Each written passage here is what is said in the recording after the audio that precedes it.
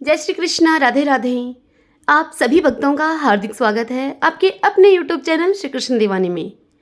अश्विन मास के शेष 15 दिनों में हम सब श्रीमद् देवी भागवत महापुराण की कथाओं का श्रवण करेंगे। जैसा कि आप सब जानते हैं, नवरात्रि प्रारंभ हो गई हैं, तो ऐसे में श्रीमद् देवी भागवत पुराण की कथाओं को सुनने से अधिक उत्तम और क्या ही हो सकता है। इसलिए इन दिनों में अर्थात अश्विन माह के बचे हुए शेष 15 दिनों में हम सब देवी भागवत की कथाओं का श्रवण करेंगे। यह कथाएं आपको प्रतिदिन एक दिन पहले ही रात्रि में 8:30 बजे प्रीमियम में सुनने को मिलेंगी। आप दूसरे दिन सुबह भी चैनल की पोस्ट के माध्यम से अपनी सुविधा के अनुसार इन कथाओं को सुन सकते हैं। और हाँ, नवरात्रि के इन दिनों में हर दिन आपको श्री दुर्गा सप्तशती के पाठ भी सुनने को मिलेंगे। यदि आपको मेरा यह प्रयास अच्छा लगे तो वीडियो को लाइक और शेयर जरूर कर दीजिएगा। तो आइए अब हम श्रीमद् देवी भागवत महापुराण की कथा का श्रवण करें। आप सभी मेरे साथ बोलिए, श्री जगदम्बिकाय नमो नमः। ओम ऐं ह्रीं क्लीं चामुंडाय विच्चे। श्रीमद् देवी भागवत महापुराण पंचम स्कंद की पहली कथा का श्रवण करेंगे, जिसमें हम आज सुनेंगे व्यास जी के द्वारा त्रिदेवों की तुलना में भगवती की उत्तमता का वर्णन। ऋषिगण सूत जी से कहने लगे कि हे सूत जी, आपने यह बहुत ही उत्तम कथा कही, जिसमें भगवान श्री कृष्ण के सर्वपाप नाशक तथा अलौकिक चरित्र का वर्णन है।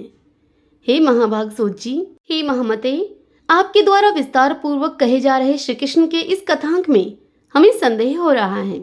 एक तो विष्णु के अंश अवतार श्री कृष्ण ने वन में जाकर घोर तप किया और शिव की आराधना की। पुनः जग जननी श्री देवी भागवत पूर्णा की अंश स्वरूपा देवी पार्वती ने श्री कृष्ण को जो वरदान दिया, ईश्वर होते हुए भी श्री कृष्ण ने शिव और पार्वती की उपासना क्यों की? क्या श्री कृष्ण में शिव की अपेक्षा कोई न्यूनता थी? यही हमारा संदेह है। ये सुनकर सूत जी बोले कि हे महाभाग मुनिगण, व्यास जी से इसका जो कारण मैंने सुना है, अब उसे आप लोग सुनिए। अब मैं भगवान श्री कृष्ण के गुणों से परिपूर्ण एक कथा आपसे कहता हूँ। व्यास देव जी से यह कथा सुनकर प्रतिभावान राजा जन्मेजय और भी अधिक संदेह में पड़ गए। तब उन्होंने फिर से पूछा। जन्मेजय बोले व्यास जी से कि हे सत्यवती तन्य, मैंने परम कारण स्वरूपा भगवती के विषय में सुना, फिर भी मन की वृत्ति संशय से मुक्त नहीं हो पा रही है। हे महाभाग, मुझे यह महान विस्मय है कि देवों के देव विष्णु के अंश से उत्पन्न श्री कृष्ण ने अति उग्र तपस्या करके भगवान शिव की आराधना की। जो श्री कृष्ण सभी जीवों की आत्मा, सभी के ईश्वर और सभी प्रकार की सिद्धियों को देने वाले हैं, उन भगवान श्री कृष्ण ने भी सामान्य प्राणियों की भांति घोर तप क्यों किया? भगवान श्री कृष्ण तो जगत का सर्जन, पालन तथा संहार करने में समर्थ हैं, तब भी उन्होंने इतनी उग्र तपस्या किस लिए की? ये सुनकर व्यास जी बोले कि हे राजन, आपने सत्य कहा है। दैत्य दमन भगवान वासुदेव देवताओं के भी सभी कार्य करने में समर्थ थे, फिर भी उन परमेश्वर श्री कृष्ण ने मानव देह धारण करने के कारण वर्णाश्रम धर्म से संबंधित मनुष्यों के लिए उचित कार्य संपादित किए थे। उन्होंने वृद्धजनों की पूजा, गुरुजनों की चरण वंदना, ब्राह्मणों की सेवा तथा देवताओं की आराधना की। शोक के अवसर पर वे शोकाकुल हुए और हर्ष की स्थिति में वे हर्षित हुए। अवसर के अनुसार उन्होंने दीनता का प्रदर्शन किया, नानाविध लोक अपवादों को सहन किया तथा अपनी स्त्रियों के साथ लीला विहार किया। जिस प्रकार मानव में समय समय पर काम, क्रोध तथा लोभ होते रहते हैं, ठीक उसी प्रकार के भाव उनके भी मन में जागृत हुए, क्योंकि गुणमय देह में निर्गुणता कैसे हो सकता है भला? सुबल, सुता, गांधारी तथा ब्राह्मण अष्टावक्र के शाप जनित दोष के कारण यादवों का विनाश हुआ और भगवान कृष्ण को देह त्याग करना पड़ा। हे राजन, उसी प्रकार उनकी स्त्रियों का हरण हुआ, उनका धन लूट लिया गया तथा अर्जुन उन लुटेरों पर अपना अस्त्र चलाने में पुरुषार्थहीन हो गए। श्री कृष्ण को अपने घर से प्रद्युम्न तथा अनिरुद्ध के हरण की जानकारी नहीं हो पाई। इस प्रकार यह मानव शरीर पाकर उन्होंने साधारण प्राणी की भांति सभी मानवीय चेष्टाओं का प्रदर्शन किया। तब भगवान विष्णु के अंश अवतार तथा साक्षात नारायण के अंश से उत्पन्न इन श्री कृष्ण ने यदि शिव जी की उपासना की तो इसमें क्या आश्चर्य है? वे प्रभु सबके ईश्वर हैं तथा विष्णु की भी उत्पत्ति के कारण हैं। वे सुषुप्त स्थान यानी कि कारण देह के स्वामी हैं, इसीलिए वे विष्णु के द्वारा भी पूजित हैं। कृष्ण आदि उन्हीं विष्णु के अंश से अवतीर्ण हैं, तब वे शिव की पूजा क्यों नहीं करेंगे भला? ओमकार का ए ब्रह्मा का रूप है, ओ विष्णु का रूप है, मैं भगवान शिव का रूप है और अर्धमात्रा यानी कि चंद्रबिंदु भगवती महेश्वरी का रूप है। ये उत्तरोत्तर कर्म से एक दूसरे से उत्तम हैं, ऐसा विद्वानों ने कहा है। इसलिए समस्त शास्त्रों में देवी सर्वोत्तम मानी गई हैं। वे भगवती बिंदु रूप नित्य अर्धमात्रा में स्थित हैं, जो अर्धमात्रा विशेष रूप से उच्चारित नहीं की जा सकती। ब्रह्मा जी से भी बढ़कर विष्णु और विष्णु से भी बढ़कर भगवान शिव हैं। अतः श्री कृष्ण के द्वारा शिव जी की आराधना में किसी प्रकार का संदेह नहीं करना चाहिए। सर्जन कार्य के लिए जब ब्रह्मा जी ने शिव की उपासना की, तब इच्छा पूर्वक उन्हें वरदान देने के लिए शिव जी उन्हीं के मुख से प्रकट हो गए, जो कि मूल रुद्र कहलाए। पुनः उन मूल रुद्र के अंश से द्वितीय रुद्र उत्पन्न हुए। वे रुद्रदेव भी सबके पूजनीय हैं, तो फिर मूल रुद्र के विषय में कहना ही क्या। देवी तत्व के सानिध्य में रहने के कारण ही शिव जी में उत्तमता कही गई है। भगवती योग माया के ही प्रभाव से प्रत्येक युग में भगवान विष्णु के विभिन्न अवतार होते रहते हैं, इसमें संदेह नहीं करना चाहिए। अत्यंत निगूढ़ रहस्यों वाली जो भगवती प्रत्यक्ष रूप से नेत्र की पलक झपकने मात्र से भली भांति जगत की उत्पत्ति, पालन और संहार कर देती हैं, वे ही ब्रह्मा, विष्णु और शिव को अनेक विध रूपों में अवतार ग्रहण करने में निरंतर दुखों से व्याकुल करती रहती हैं। इन्हीं योग माया के द्वारा श्री कृष्ण को प्रसूति गृह से निकालकर गोपराज नंद के भवन में पहुंचाकर उनकी रक्षा की गई। वे योग माया ही कंस के विनाशार्थ श्री कृष्ण को मथुरा लेकर गई। जरासंध से अत्यंत भयाक्रांत चित्त वाले श्री कृष्ण को द्वारका बनाने की प्रेरणा भी उन्हीं भगवती ने दी। उन्होंने ही अपनी कला शक्ति से 16,050 रानियों तथा 8 पटरानियों की रचना करके भगवान श्री कृष्ण को उनके विलास के वशीभूत करके उन अनंत शक्ति संपन्न श्री कृष्ण को उनका वशवर्ती बना दिया। केवल एक ही युवती अपने लोहमय सुदृढ़ पाश में पुरुष को बांध सकने में समर्थ है, तो फिर जिसकी 16,050 भार्याएं हों उसके विषय में तो कहना ही क्या है। वे सब तो उस पुरुष को पालित तोते की भांति अपनी इच्छा के अनुरूप नियंत्रित कर ही सकती हैं। सत्यराजित की पुत्री सत्यभामा के वशीभूत श्री कृष्ण सत्यभामा के कहने पर प्रसन्नतापूर्वक इंद्र के भवन में पहुंच गए और वहां पर इंद्र के साथ युद्ध करके उन्होंने तरुराज कल्प वृक्ष छीन लिया और उससे अपनी प्रिया सत्यभामा के महल को सुशोभित किया। समस्त धार्मिक अनुष्ठानों को विधि पूर्वक करने की इच्छा वाले भगवान श्री कृष्ण ने शिशुपाल आदि वीरों को जीतकर रुक्मिणी का हरण कर लिया और अपने बल के प्रभाव से उसे अपनी धर्म पत्नी के रूप में ग्रहण किया। किसी दूसरे की भार्या हरण करने की यह कौन सी विधि निर्मित हो गई? अत्यंत दारुण अधः पतन कराने वाले मोहजाल से विमोहित तथा अहंकार के वशीभूत मनुष्य नानाविध शुभ और अशुभ कार्य करता है। मूल प्रकृति जन्य उग्र अहंकार से ही इस स्थावर जंगमात्मक जगत की उत्पत्ति हुई है और इसी से विष्णु, शिव आदि देवों का इन देवों का भी प्रादुर्भाव हुआ है। जब ब्रह्मा जी पूर्ण रूप से अहंकार से रहित होते हैं, तब वे सृष्टि के निर्माण कार्य से मुक्त हो जाते हैं, अन्यथा अहंकार के वशवर्ती होकर वे सृष्टि रचना में प्रवृत्त रहते हैं। उस अहंकार से मुक्त प्राणी सांसारिक बंधन से छूट जाता है और उसके वशीभूत हुआ प्राणी सांसारिक बंधन में पड़ जाता है। हे राजन, स्त्री, धन, घर, पुत्र और सहोदर भाई ये सब बंधन के मूल कारण नहीं हैं, अपितु अहंकार ही प्राणियों के लिए बंधनकारी वस्तु है। मैं ही करता हूँ, यह कार्य मैंने अपने ही सामर्थ्य से पूरा किया है, यह कार्य पूरा कर लूंगा, यह कार्य अभी कर देता हूँ। इन भावनाओं के कारण प्राणी स्वयं बंधता चला जाता है। कोई भी कार्य बिना कारण के कदापि नहीं होता है। जैसे मिट्टी के पिंड के बिना घड़ा न तो बन सकता है और न ही दिखाई पड़ सकता है। जब भगवान विष्णु अहंकार के वशवर्ती होते हैं, तभी वे विश्व का पालन करने में समर्थ होते हैं, नहीं तो वे सदा चिंता रूपी समुद्र में डूबे क्यों रहते। अहंकार मुक्त होकर यदि वे मनुष्य रूप को ग्रहण करें, तो निर्मल चित हुए वे अवतार प्रवाह में होने वाले सुख दुखादि में इस सुख दुखादि में कैसे डूबें और उतराएं। अहंकार ही तो अज्ञान का मूल कारण है। तथा उसी से इस जगत की उत्पत्ति हुई है। अहंकार से भिन्न प्राणी को अज्ञानता तथा सांसारिक बंधन दोनों ही नहीं होते।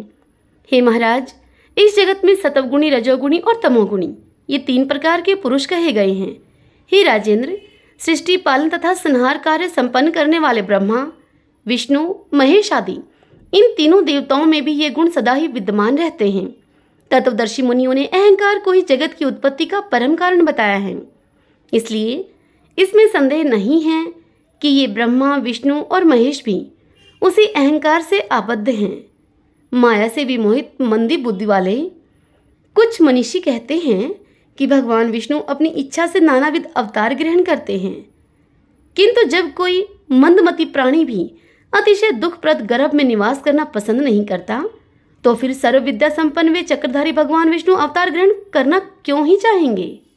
कुछ लोग कहते हैं कि भगवान विष्णु अपनी इच्छा से कौशल्या तथा देवकी के मलमूत्र से परिपूर्ण गर्भ में आए थे, किंतु बैकुंठ भवन को छोड़कर करोड़ों चिंताओं के आगार विष तुल्य दुखदायक गर्भवास में आने से उन्हें कौन सा सुख प्राप्त हुआ होगा। जब साधारण प्राणी भी तपस्या करके विविध प्रकार के यज्ञ संपन्न करके तथा नाना प्रकार के दान देकर अत्यंत ही दुखद गर्भवास नहीं चाहते हैं, तब यदि भगवान विष्णु स्वतंत्र होते तो उस गर्भवास को वे क्यों चाहते।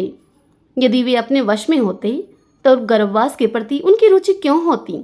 अतः हे महाराज जन्मेजय, आप यह जान लीजिए कि ब्रह्मा से लेकर तृण पर्यंत संपूर्ण जगत, सभी देव, मानव तथा पशु पक्षी योगमाया आदि शक्ति भगवती के वश में हैं। मकड़ी के तंतु जाल में फंसे कीट की भांति ब्रह्मा, विष्णु और महेश आदि भी ये सभी देव उन भगवती की लीला से माया रूपी बंधन में पड़ जाते हैं और आवागमन के चक्र में भ्रमण करते रहते हैं। इतनी बात सुनकर राजा जन्मेजय व्यास जी से कहने लगे कि हे स्वामिन, आपने भगवती योगेश्वरी का यह प्रभाव विस्तार पूर्वक हमसे कहा। अब आप उन महामाया का चरित्र हमसे कहिए। उनके चरित्र को सुनने की मेरी बड़ी उत्सुकता है। जो मनुष्य इस बात को भली भांति जानता है यह स्थावर जंगमात्मक संसार उन्हीं से उत्पन्न हुआ है, वह उन महादेवी के प्रभाव को क्यों नहीं सुनना चाहेगा।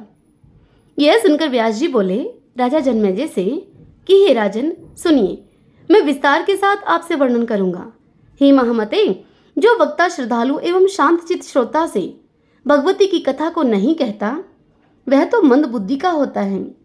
हे राजन, प्राचीन काल की बात है, जिस समय भूतल पर महिषासुर नामक राजा राज्य करता था, उस समय देवताओं और दैत्यों की सेनाओं में भीषण युद्ध छिड़ गया। हे राजेंद्र, उन्हीं दिनों सुमेरु पर्वत पर जाकर उस महिष नामक दानव ने हृदय में अपने इष्ट देवता का ध्यान करते हुए पूरे 10,000 वर्षों तक देवताओं तक को चकित कर देने वाला उत्तम तथा कठोर तप किया। हे महाराज, उसकी तपस्या से लोक पितामह ब्रह्मा जी प्रसन्न हो गए। अतः हंस पर सवार होकर वे चतुर्मुख ब्रह्मा जी वहां उसके समक्ष प्रकट होकर उससे बोले कि हे धर्मात्मन, तुम वर मांगो, मैं तुम्हारी अभिलाषा पूर्ण करूंगा। यह सुनकर वह महिष बोला कि हे देवदेव, हे ब्राह्मण, हे प्रभु, मैं अमरत्व चाहता हूँ। हे पितामह ब्रह्मा, आप ऐसा वरदान दीजिए जिससे कि मुझे मृत्यु का भय न रहे। यह सुनकर ब्रह्मा जी उसे बोले कि इस जगत में उत्पन्न हुए का मरना और मरे हुए का जन्म लेना निश्चित है। समस्त जीवों का जन्म और मरण अनिवार्य रूप से होता रहता है। ही दैत्य परवर, समय के अनुसार संपूर्ण प्राणियों का नाश हो जाता है, यहाँ तक कि बड़े बड़े पर्वतों एवं समुद्रों का भी नाश हो जाता है। अतः हे महिष, मृत्यु संबंधी अपनी यह धारणा छोड़कर हे साधो, दूसरा जो भी वर तुम्हारे मन में हो तुम वह मांग लो। यह सुनकर वह महिष बोला, हे पितामह, देव, दानव और मानव, इनमें किसी भी पुरुष से मेरी मृत्यु न हो। इस प्रकार जब पुरुष से मेरी मृत्यु नहीं होगी, तब भला कौन सी स्त्री मुझे मार पाएगी। इसलिए हे कमलियों ने, आप मुझे मेरी मृत्यु किसी स्त्री के हाथ होने का वरदान दीजिए, क्योंकि कोई अबला भला मुझे मारने में कैसे समर्थ हो सकेगी। ये सुनकर ब्रह्मा ने कहा, हे दानवेंद्र, जब भी तुम्हारी मृत्यु होगी वो किसी स्त्री से ही होगी। हे महाभाग, हे महिषासुर, पुरुष से तुम्हारी मृत्यु नहीं होगी। राजा जन्मेजय को इतनी बात सुनाकर व्यास जी उनसे आगे बोले कि राजन, इस प्रकार उसे वरदान देकर ब्रह्मा जी अपने लोक को चले गए और वह दैत्य श्रेष्ठ महिषासुर भी प्रसन्न होकर अब अपने घर को लौट गया। ये सुनकर जन्मेजय बोले, वह महिषासुर किसका पुत्र था? वह महान बलशाली कैसे हो गया था? और उस महान दैत्य को महिष का रूप कैसे मिला था? तब व्यास जी कहने लगे जन्मेजय से कि हे महाराज, दनु के रंभ और करम्भ ये 2 नाम के पुत्र थे। वे दोनों पुत्र दानव श्रेष्ठ भूमंडल पर बड़े प्रसिद्ध थे। हे महाराज जन्मेजय, वे दोनों संतानहीन थे, अतः वे पुत्र प्राप्ति के लिए तपस्या करने लगे। उनमें करम्ब ने पवित्र पंचनद के जल में डूबकर अनेकों वर्षों तक कठोर तप किया और रंभ दूध वाले वट वृक्ष के नीचे जाकर पंचअग्नि का सेवन करने लगा। जब बहुत काल तक रंभ पंचअग्नि का सेवन करता रहा, तब यह जानकर इंद्र बड़े ही चिंतित हुए। वे उन दोनों दानवों के पास पहुंच गए। पंचनद के जल में प्रविष्ट होकर इंद्र ने ग्रह का रूप धारण कर लिया और उस करम्ब को दोनों पैरों से पकड़ लिया। इस प्रकार वृत्रासुर का वध करने वाले इंद्र ने उस करम्ब को मार डाला। तब अपने भाई का वध सुनकर रंभ अत्यधिक ही कुपित हुआ। उसने अपने हाथ से अपना सिर काटकर उसे अग्नि में होम कर देने की इच्छा की। तदुपरांत वह तत्काल अत्यंत क्रोध के साथ बाएं हाथ से अपने केश पाश पकड़कर दाहिने हाथ में तीक्ष्ण तलवार लेकर जैसे ही अपने सिर को काटने को उद्यत हुआ, तभी अग्निदेव वहां प्रकट होकर उसको समझाने लगे। अग्निदेव उस दानव से बोले कि हे दैत्य, तुम अपना ही सिर काटना चाहते हो? तुम तो बड़े मूर्ख हो। आत्महत्या अत्यंत ही दुस्साध्य कर्म है। इसे करने के लिए तुम कैसे तैयार हो गए? तुम्हारा कल्याण हो। तुम्हारे मन में जो हो वह वरदान हमसे मांग लो। मरो मत तुम। मरने से तुम्हारा कौन सा कार्य हो जाएगा? व्यास जी इतनी बात बताकर जन्मेजय से आगे कहते हैं कि हे राजन, अग्निदेव का सुंदर वचन सुनकर दैत्य रंभ ने अपना केशपाश छोड़कर उनसे कहा कि हे देवेश, यदि आप मुझ पर प्रसन्न हैं तो मुझे यही वांछित वरदान दीजिए कि मुझे तीनों लोकों पर विजय प्राप्त कराने वाला तथा शत्रु सेना का विनाश करने वाला पुत्र प्राप्त हो जाए। वह देवता, दानव तथा मनुष्य इन सभी से सर्वथा अजेय हो। वह महापराक्रमी, अपनी इच्छा के अनुसार कोई भी रूप को धारण करने में समर्थ हो तथा सभी लोगों के लिए वह वंदनीय हो।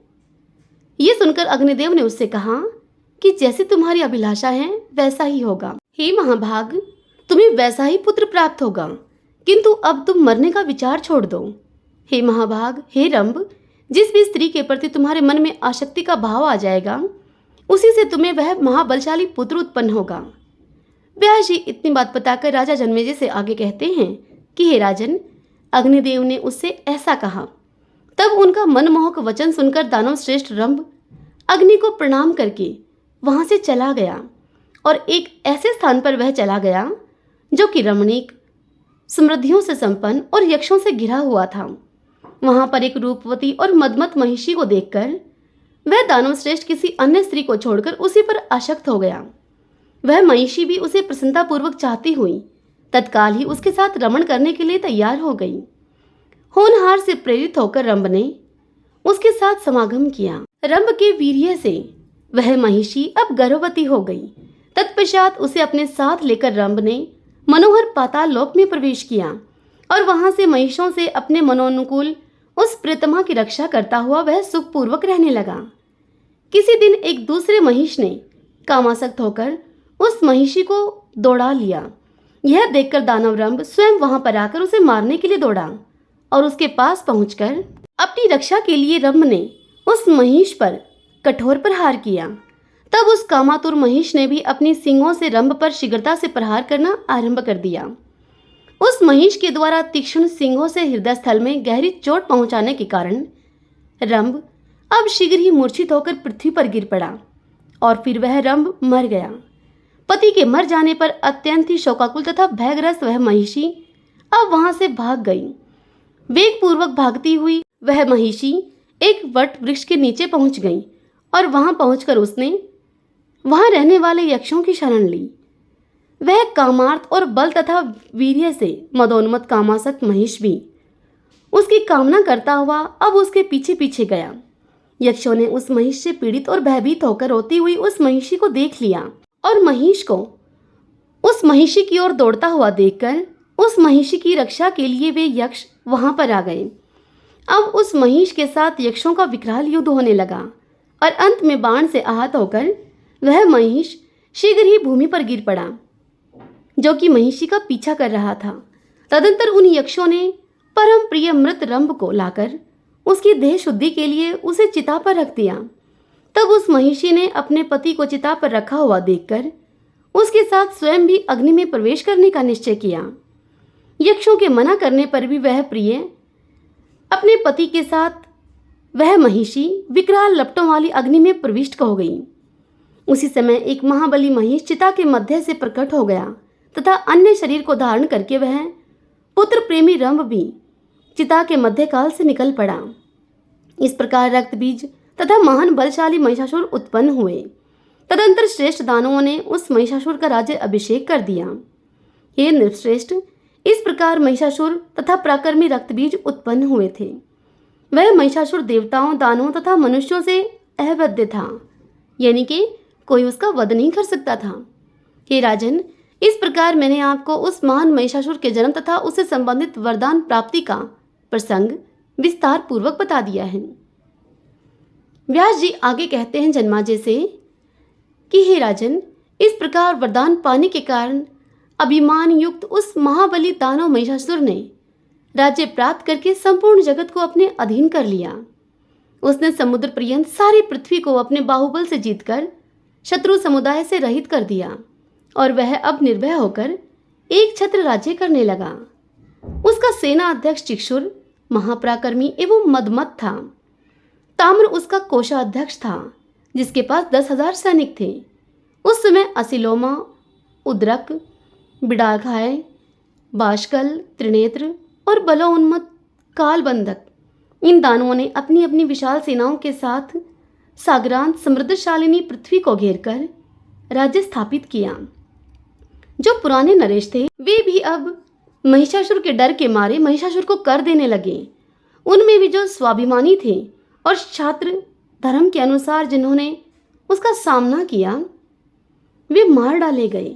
हे महाराज, संपूर्ण भूमंडल पर ब्राह्मण लोग महिषासुर के अब अधीन हो गए और उसे यज्ञ भाग देने लगे। इस प्रकार एक क्षत्रिय राज्य को स्थापित करके वरदान से ग्रावित वह महिषासुर स्वर्ग पर भी विजय प्राप्त करने की अभिलाषा करने लगा। महिषासुर ने इंद्र के पास अपना एक दूत भेजा।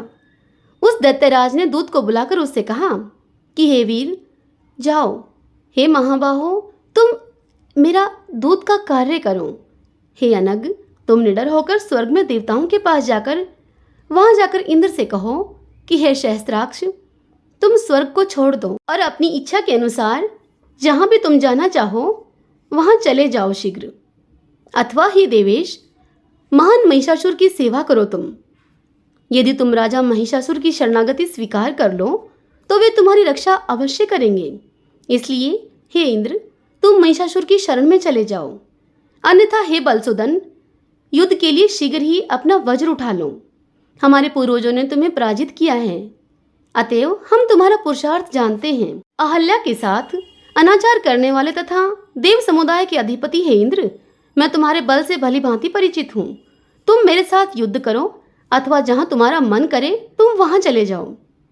व्यास जी इतनी बात बताकर जन्मेजय से आगे कहते हैं कि हे राजन, दूत का ऐसा वचन सुनकर इंद्र कुपित हो उठे। फिर भी उन्होंने मुस्कुराकर दूत से कहा कि हे मंदबुद्धि, मैं यह नहीं जान पा रहा हूँ कि तुम अभिमान के मद में इतना चूर क्यों हो गए हो। मैं तुम्हारे सौम्य महिषासुर के अभिमान रूपी इस रोग की चिकित्सा अवश्य करूंगा। इसके बाद मैं इस रोग को जड़ से नष्ट कर दूंगा। हे दूत, अब तुम जाओ और उस महिषासुर से मेरी कही गई सारी बात बता दो। शिष्ट जनों को चाहिए कि दूतों का वध न करें, अतः मैं तुम्हें छोड़ दे रहा हूँ। वहां जाकर मेरी तरफ से तुम उससे कह देना कि हे महिषी पुत्र, यदि तुम्हारी युद्ध करने की इच्छा हो तो शीघ्र आ जाओ। हे महिषासुर, तुम तो घास खाने वाले जड़ प्रकृति के जीव, अतः मुझे तुम्हारा बल ज्ञात है। मैं तुम्हारी सींगों से एक सुदृढ़ धनुष बनाऊंगा। तुम्हारे अभिमान का कारण मुझे विदित है। तुम्हें अपनी सींगों के बल पर गर्व है, इसलिए तुम्हारी सींगों को टकराकर मैं उस अभिमान बल को समाप्त कर दूंगा। हे महिषाधम, जिन सींगों के बल पर तुम गर्वोन्मुख हो तथा अपने को सर्वसमर्थ समझते हो, केवल उन्हीं से आघात करने में तुम कुशल हो। युद्ध करने में तुम दक्ष नहीं हो सकते। इतनी बात बताकर व्यास जी आगे कहते हैं कि हे राजन, देवराज इंद्र के ऐसा कहने पर वह दूत तत्काल ही वहां से चल दिया। वह दूत उन्मत्त महिषासुर के पास जा पहुंचा और उसका प्रणाम करके उससे बोला।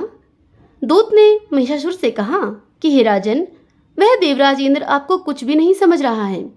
देवसेना से संपन्न होने के कारण वह अपने को पूर्ण बलवान मानता है। उस मूर्ख ने जो कुछ कहा है उसके अतिरिक्त दूसरी बात मैं कैसे कहूँ आपसे। सेवक को अपने स्वामी के समक्ष सत्य और प्रिय वाणी बोलनी चाहिए। कल्याण की इच्छा रखने वाले सेवक को अपने स्वामी के आगे सदा सत्य और प्रिय वचन बोलना चाहिए। हे महाराज, यह नीति संसार में सदा से कल्याणप्रद होती आई है, किंतु यदि केवल प्रिय लगने वाली बात ही कहूँ तो इससे आपका कार्य सिद्ध नहीं होगा। साथ ही अपना कल्याण चाहने वाले सेवक को अपने स्वामी से कठोर बात कभी नहीं कहनी चाहिए। हे नाथ, शत्रु के मुख से जिस तरह की विष तुल्य बातें निकलती हैं, उस तरह की बातें सेवक के मुख से कैसे निकल सकती हैं। हे पृथ्वीपते, इंद्र ने जिस प्रकार के वाक्य बोले हैं उन्हें कह सकने में मेरी जीवा कभी भी समर्थ नहीं है। इतनी बात बताकर व्यास जी राजा जन्मेजय से आगे कहते हैं कि हे राजन, उस दूत का रहस्यपूर्ण वचन सुनकर घास खाने वाले महिषासुर का मन पूर्ण रूप से क्रोध के वशीभूत हो गया। अब सभी दैत्यों को बुलाकर क्रोध के मारे लाल आंखों वाला महिषासुर अपनी पूंछ पीठ पर रखकर मूत्र त्याग करते हुए उनसे कहने लगा कि हे दैत्यों, वह इंद्र निश्चय ही युद्ध करना चाहता है, अतः तुम लोग सेना को संगठित करो। हमें उस देवाधम को जीतना है। मेरे सम्मुख भला कौन पराक्रमी बन सकता है। यदि उस इंद्र के समान करोड़ों लोग मेरे सामने आ जाएं, तो भी मैं नहीं डरूंगा। तब उस अकेले इंद्र से मैं कैसे डर सकता हूँ। उसको तो मैं अब निश्चित रूप से मार डालूंगा।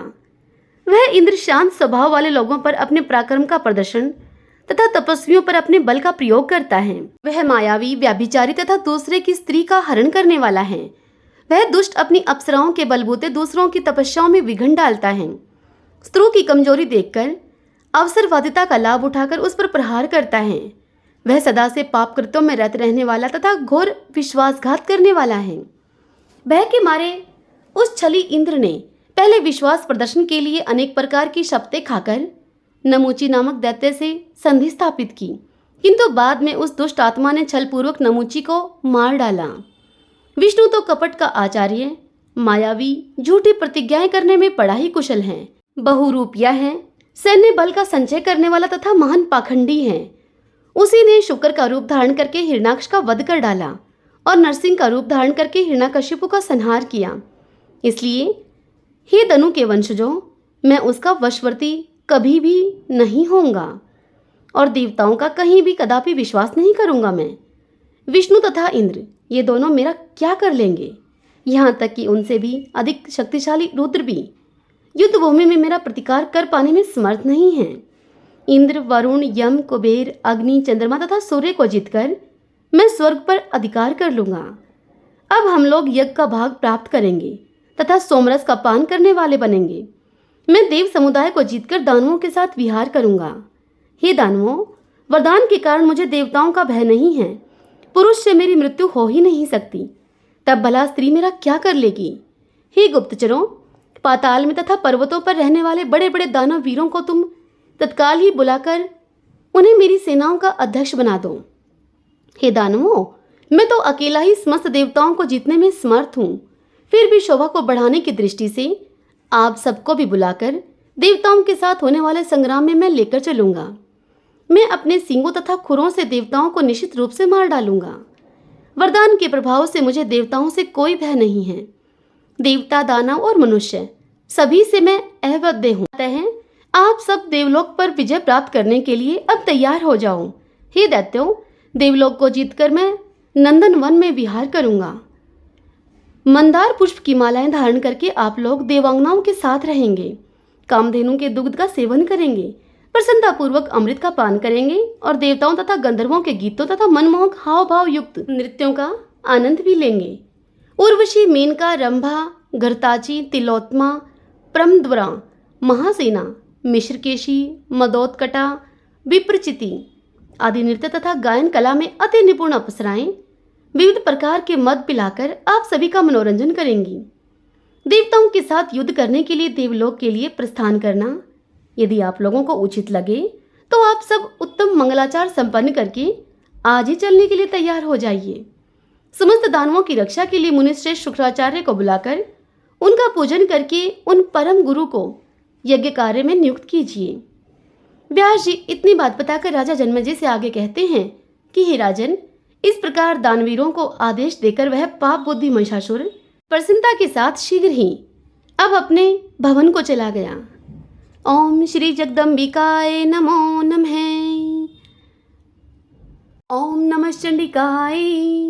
जय माता दी।